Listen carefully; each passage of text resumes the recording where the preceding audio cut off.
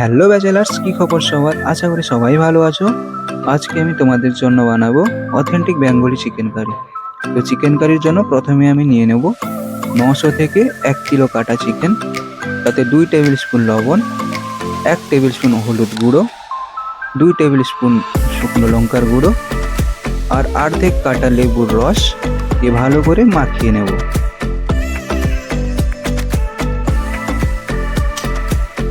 চিকেনটা মাখানো হয়ে গেলে তাকে এক সাইডে রেখে দেবো।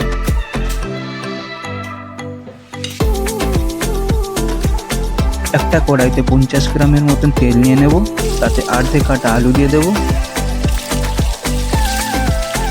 আলুর সঙ্গে লবণ আর হলুদ গুঁড়ো দিয়ে ভেজে নেব আলুটাকে।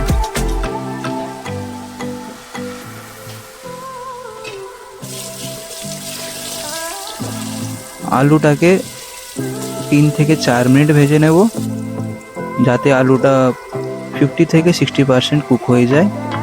আলু ভাজা হয়ে গেলে তাকে তুলে নেব।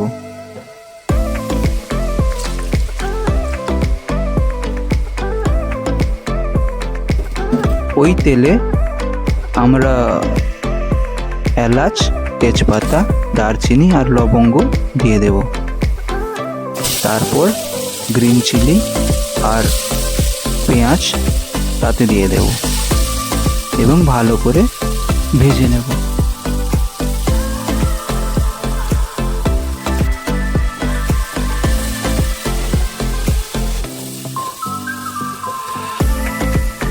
পেঁয়াজের সঙ্গে একটু লবণ দিয়ে দেবো, যাতে পেঁয়াজটা তাড়াতাড়ি ভাজা হয়ে যায়। পেঁয়াজ ভাজা হয়ে গেলে ওতে 2 টেবিল স্পুন আদা রসুন বাটা দিয়ে দেবো।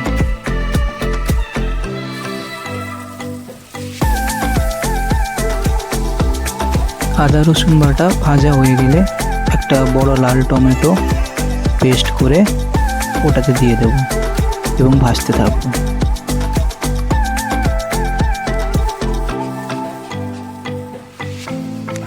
এবং তাতে স্বাদ মতো লবণ, হলুদ গুঁড়ো,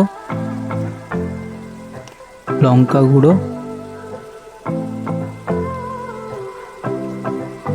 হাফ টেবিল স্পুন গরম মশলা, হাফ টেবিল স্পুন চিকেন মশলা, হাফ টেবিল স্পুন মিট মশলা দিয়ে দেব এবং মশলাটাকে ভালো করে কষিয়ে নেব।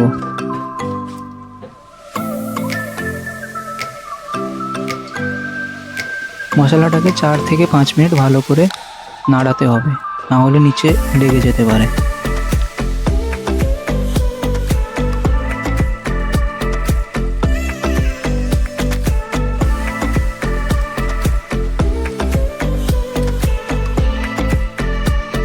চার থেকে 5 মিনিট পর যখন মশলাটা তেল ছেড়ে দেবে, তাতে চিকেন আর ভেজে রাখা আলুগুলো দিয়ে দেব এবং ভালো করে মশলার সঙ্গে মিক্স করে নেব।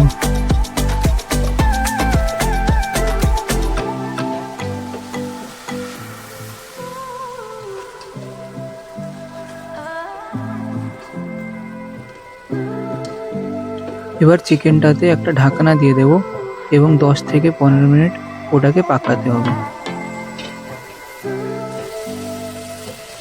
এবং মাঝে মাঝে ওটাকে নাড়াতে হবে, যাতে নিচে না লেগে যায়।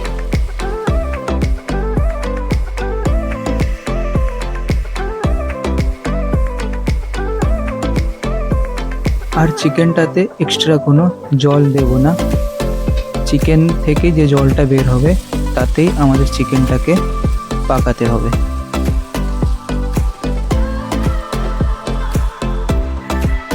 দশ থেকে 15 মিনিট পর যখন চিকেনটা পেকে যাবে, তখন তাতে 1 থেকে 1.5 কাপ জল দিয়ে দেব।